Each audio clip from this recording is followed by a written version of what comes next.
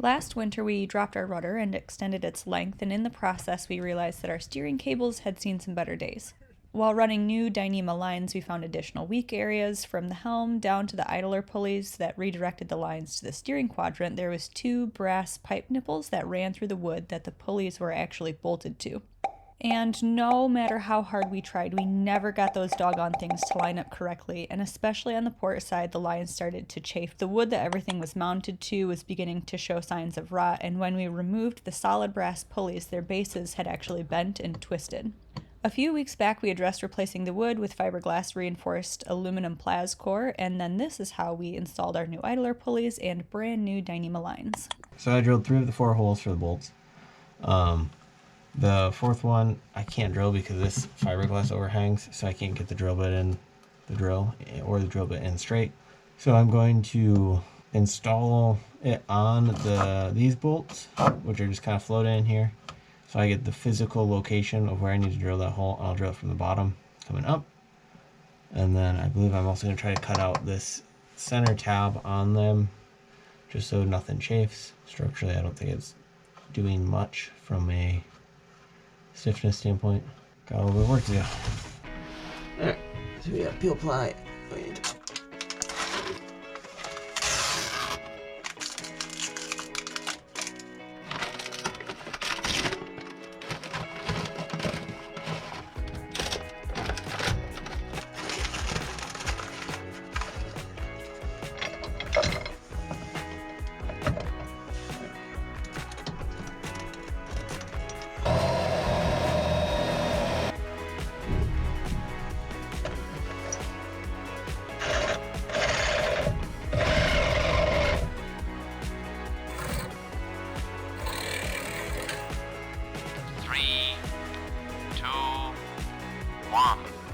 Honestly, I don't recall ever finding that little piece of plas core, and undoubtedly it's rolling around in the bilge somewhere. Once everything was prepped, we got to wrench in and actually installing the idler pulleys, and this just takes a bit of coordination between the 2 parties to know which bolt you're actually wrenching, and it limits the conversation that sounds like this. Okay, next is the aft port bolt. Nope, the other port side. With a muffled reply through the bulkhead of, oh, my bad.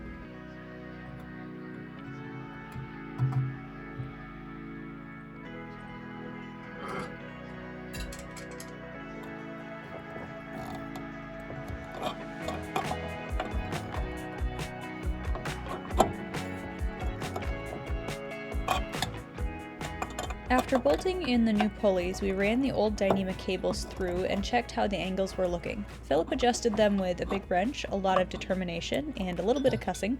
Then he set the wheel height by moving the pin location. After that, we tested the length of the old Dyneema lines. They had unfortunately stretched quite a bit, and we never narrowed it down to a bad splice, or if we had just gotten a bad batch. But anytime the rudder saw a lot of movement, regardless if it was just a brisk upwind sail, or if it was just a good east wind knocking waves into the rudder, we would always have loose steering cables afterwards. It didn't really install much confidence in the system.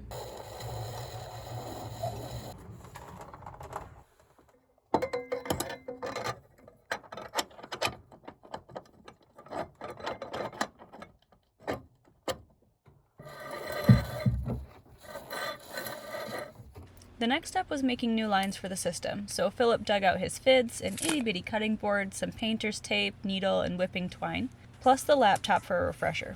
Now, Dyneema splicing is not the most difficult thing, and there are a ton of excellent how-tos floating around YouTube.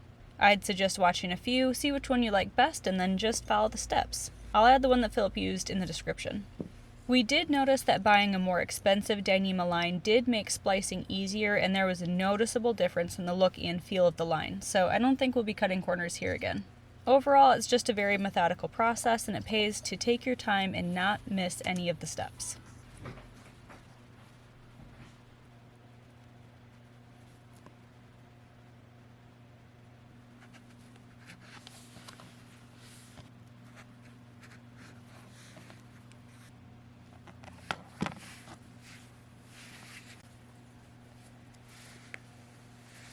With the tail buried and having given the fresh splice a good pull to help it set, it was time for the other end. I'll spare you the details because it's literally the exact same thing. Then you just measure out a second set, splice both ends. To really get the splices to set, you do need to apply a decent amount of force, and there was no way that Philip and I, even working together, would come close to achieving it. So the next time we were back out on the boat to install them, Philip attached one end to the tow rail and the other end to a line that he wrapped around one of our primary winches. Give that sucker a crank or two, and those splices, hopefully, will not be budging anytime soon.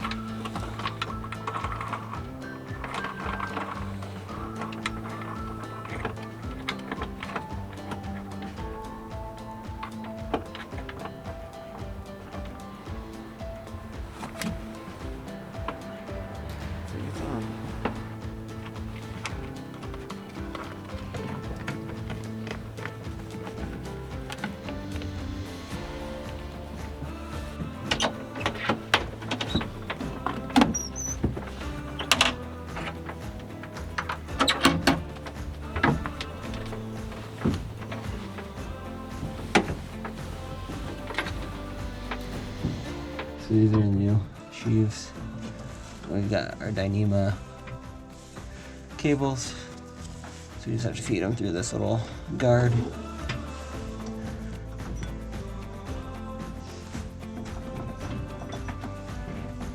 Make sure they're on the pulley. Hold on. Okay. There we